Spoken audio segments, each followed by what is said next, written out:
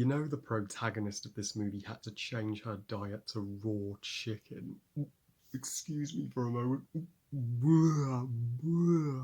Oh, oh, that's disgusting. On with the review.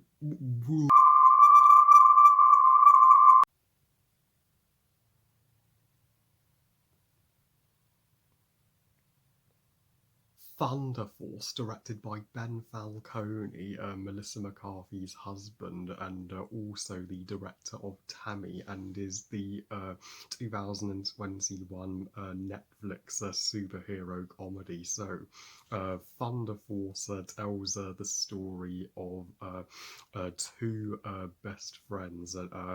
Lydia, played by Melissa McCarthy, and Emily, played by Octavia Spencer.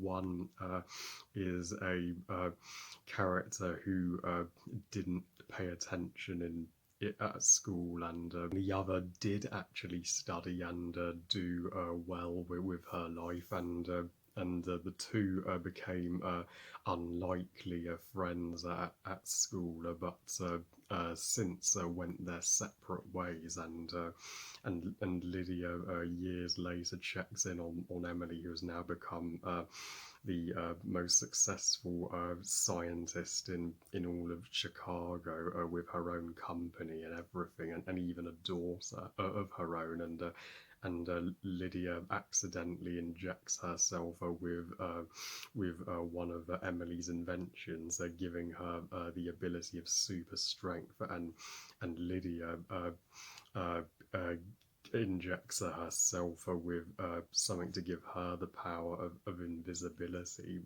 So they both have the powers of the Incredible Hulk and the Invisible Woman, and the two decided to use their new powers and life to become the protectors of Chicago, the superhero team Thunder Force, and thwart the devious plot of this political villain who wants to win the Chicago election to gain power over the city. Thank you so much, Netflix, for agreeing to have this movie on there. Now I have seen two 2021 movies. It has been a month or two since my previous 2021 movie review, which was Malcolm and Maria, which I have mixed feelings on, and I am well aware that Thunder Force has been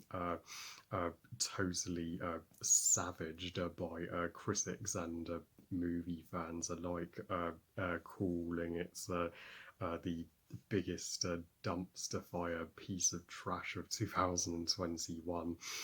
But as for me, I am not a Melissa McCarthy hater, so I was automatically going to enjoy this movie more than the majority would. And what are my thoughts on Thunder Force? Well, unpopular opinion, I enjoyed it, and I don't think this is the worst of 2021 as everybody's saying. It looks far better and more entertaining than the Tom and Jerry movie. Oh, yeah, I have decreased my anticipation for that movie after hearing the reception that it got in the US. But Thunder Force is now one of my favourite Melissa McCarthy comedies. It's not her best, and I'm not going to overly sugarcoat it because it ain't perfect. It's nowhere near Bridesmaids, and I even would put Life of the Party above this one, but it's still got leagues more laughs in it than Tammy, and it's a movie that will have you laughing your heart out throughout its an hour and 50-minute runtime in a good way. And Melissa McCarthy and Octavia Spencer are tremendous actresses, and they both have a flawless chemistry together as two like lifelong friends, and I thought the opening prologue where Lindia defended Emily from that bully kid was such a heartfelt opening, and they even made friendship bracelets for one another. So this movie does have a tad more heart to it than other Melissa McCarthy comedies, and yeah, and this movie does have the theme that, and this movie does have the theme of anybody can be friends, and no matter what you pick to do with your life, whether you want to be somebody who drives a forklift truck or become a scientist, you can be friends, and uh, and uh, and also Emily's daughter, yeah, is a awesome kid.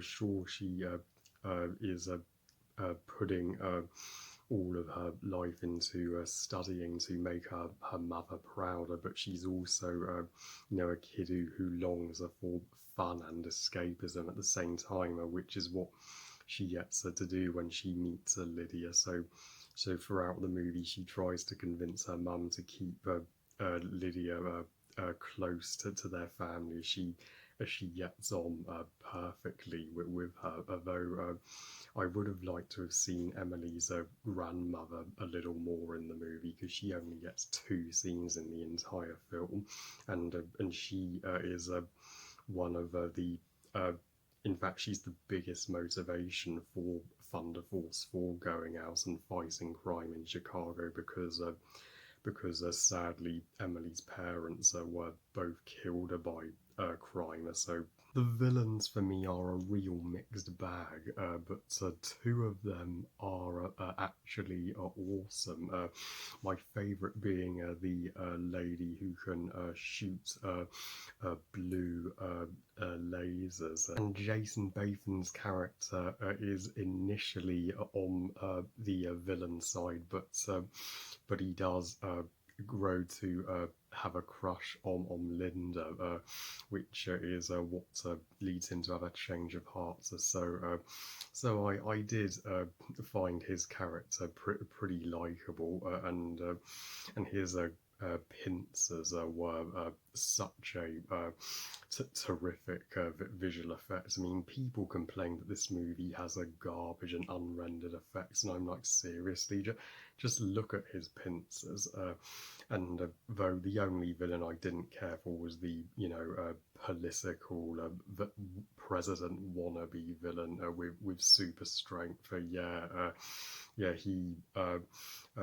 had anger issues, but yeah, he had the weakest comedy in the movie. For a movie with a vastly lower budget than DC or the MCU, this movie has some surprisingly badass fight scenes, especially with Melissa McCarthy, taking advantage of her super strength to toss buses and to grab a pole to whack the bad guys with, something that Mr. Incredible from The Incredibles would do. And people are comparing this movie to movies from the 2000s, but I say that's a positive, that it's paying homage to the 2000s, not a negative, as it's fresh that we finally get a superhero movie in this day and age that is not related to DC or Marvel.